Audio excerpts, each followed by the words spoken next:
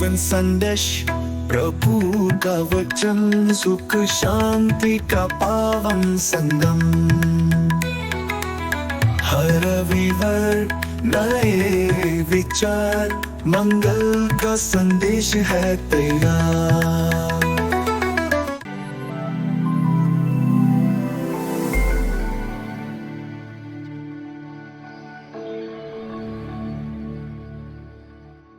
ख्रिस्त में प्यारे भाई और बहनों, क्या दुनिया में विजय का अर्थ हमेशा शक्ति, सफलता और प्रभुत्व में होता है?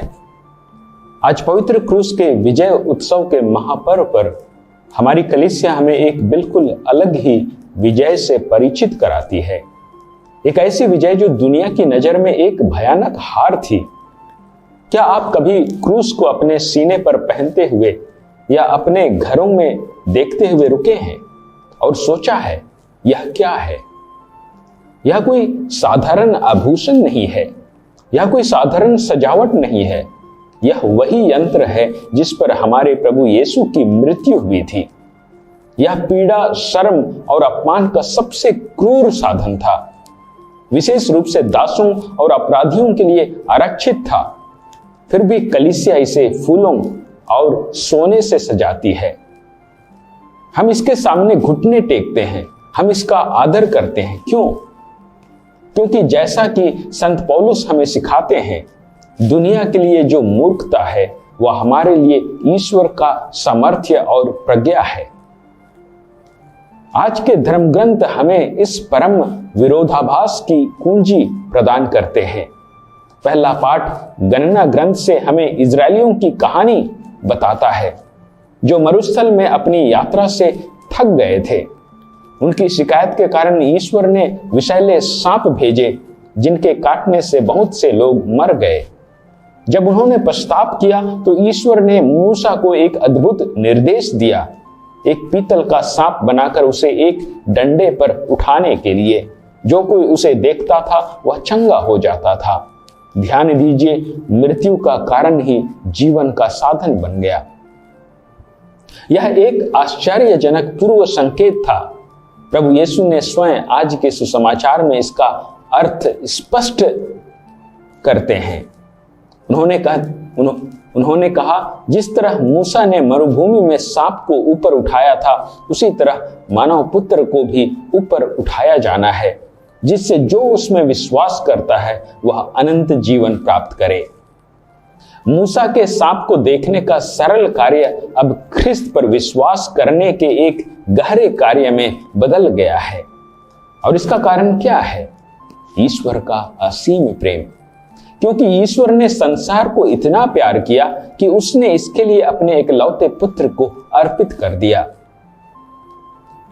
संत फौस्तीना अपनी डायरी में लिखती है कि उन्होंने दो रास्ते देखे थे। एक रास्ता चौड़ा, फूलों और सुख सुविधाओं से भरा हुआ था, जिस पर लोग खुशी खुशी नाचते हुए जा रहे थे, पर वह रास्ता सीधे नरक के गड्ढे में गिरता था। दूसरा रास्ता बहुत ही सकरा था, कांटों और पत्थरों से भरा हुआ, जिस पर चलते हुए लोगों की आंखों में आंसू थे, पर वह रास्ता सीधे स्वर्ग के एक खूबसूरत बाग में पहुंचता था। क्रूस का रास्ता यही सकरा रास्ता है। यह आसान नहीं है, पर यही एकमात्र रास्ता है जो सच्ची विजय की ओर हमें ले जाता है। क्रूस पर इतनी पीड़ा क्यों? दूसरा पाठ फिलिपियों के नाम संत पौलुस का पत्र इसका जवाब देता है। संत पौलुस हमें ख्रिस्त के आत्म त्याग के बारे में बताते हैं।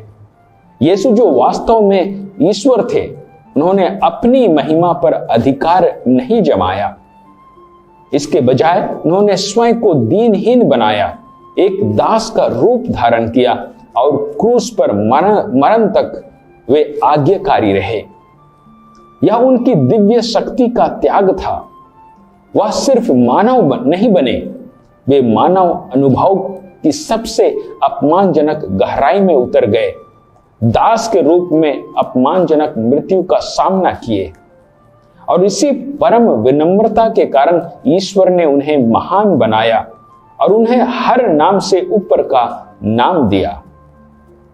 मेरे प्यारे भाई और बहनों, क्रूस हार का स्मारक नहीं है, बल्कि प्रेम की विजय का विजयी चिन्ह है। यह कोई साधारण लकड़ी नहीं है, बल्कि जीवन का वृक्ष है। यह वह सिंहासन है जिस पर हमारे राजा ने अपनी आज्ञाकारिता के माध्यम से विजय प्राप्त की। यह वह स्थान है जहां ख्रिस्त ने पाप और मृत्यु को नष्ट करते हुए पाप और मृत्यु को पराजित किया। संत थॉमस एक्विनास ने एक बार कहा था, यदि आप धैर्य की तलाश करते हैं तो आपको क्रूस से बेहतर कोई उदाहरण नहीं मिलेगा। और संत जेम्मा गिलगैनी ने सिखाया, यदि आप वास्तव में यीशु से प्रेम करना चाहते हैं तो पहले पीड़ा सहना सीखें, क्योंकि पीड़ा आपको प्रेम करना सिखाती है। यह पर्व हमें हमारे अपने जीवन के बारे में भी सिखाता है। यीशु ने कहा, जो मेरा अनुसरण करना चाहता है वह आत्म त्याग करे और प्रतिदिन अपना क्रूस उठाकर मेरे पीछे हो ले। हम सभी दर्द और पीड़ा से भागते हैं। हम सोचते हैं कि क्रूस एक आध्यात्मिक सब्र का घाव है जिसमें कुछ गौरव और त्रासदी है, लेकिन वास्तविकता यह है कि हमारे अपने क्रूस अक्सर आकर्षक, निराशाजनक और अजीब होते हैं। वे हमारे बीमारी, हमारी जिम्मेदारियां या ईमानदारी और विश्वास के लिए हमारे संघर्ष हो सकते हैं। क्या आप जानते हैं कि संत पीटर को उल्टा सूली पर चढ़ाया गया था? हमारे क्रूस भी अक्सर उल्टे लगते हैं। वे पूरी तरह से गलत महसूस होते हैं, लेकिन संत जॉन ऑफ अविला हमें याद दिलाते हैं कि जब हम ईश्वर की महिमा चाहते हैं तो शर्म सम्मान में बदल जाती है। और धन्य चार्ल्स स्पिनोला, जिन्हें 100 दिनों तक लगातार बुखार और पीड़ा थी, ने कहा कि उनका हृदय इतनी खुशी से भर गया था कि उन्हें लगा कि वे स्वर्ग के द्वार पर हैं। यह पर्व हमें क्रूस को एक बोझ नहीं, बल्कि एक उपहार के रूप में देखने की चुनौती देता है। यह वह स्थान है जहां हमारी दुर्बलता ईश्वर की शक्ति से मिलती है।